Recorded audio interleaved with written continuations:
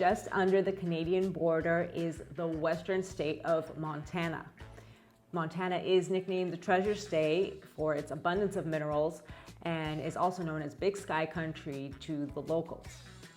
The first part of my trip involved visiting Glacier National Park, and it was the best part of my entire trip. So for those that are not familiar, Glacier National Park is home to the Rocky Mountains and is one of America's greatest national parks. I did the 50-mile drive on what is known as Going to the Sun Road.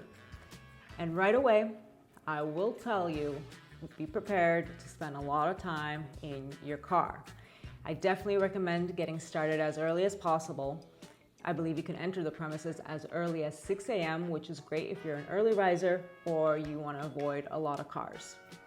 The nice thing about the park is that during the hot summer month of July when I visited, there was quite a bit of shade provided by the tall mountains and the tall trees. So with this covering and the altitude, the temperatures ranged from about 60 to 70 Fahrenheit, which was pretty nice.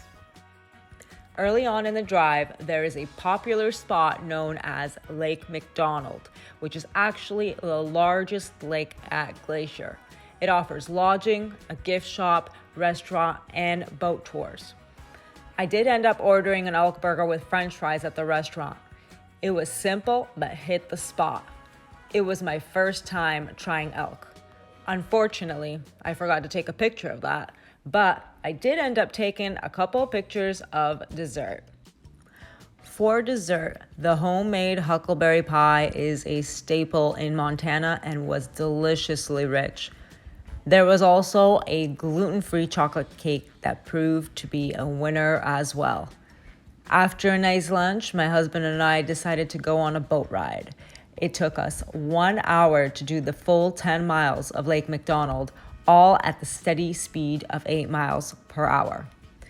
The boat we had was big enough for a total of 4 people and actually very inexpensive to rent. It was a lot of fun and I do recommend it. There were also larger scenic tours on bigger boats that were available in case you are not a fan of the smaller boats. After Lake Mcdonald, I continued the drive up. We reached Logan's Pass, which is the park's highest point, and not surprisingly, it was crowded with tourists. Parking at certain points in Glacier National Park gets full quickly, so again, I do recommend getting an early start on your day while you are there. The first day I managed to find parking around 8 a.m. However, on the second day, we arrived around 10 a.m. and were not so lucky.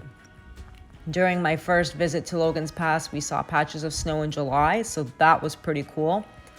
Glacier National Park offers many long hikes and trails with varying degrees of difficulty.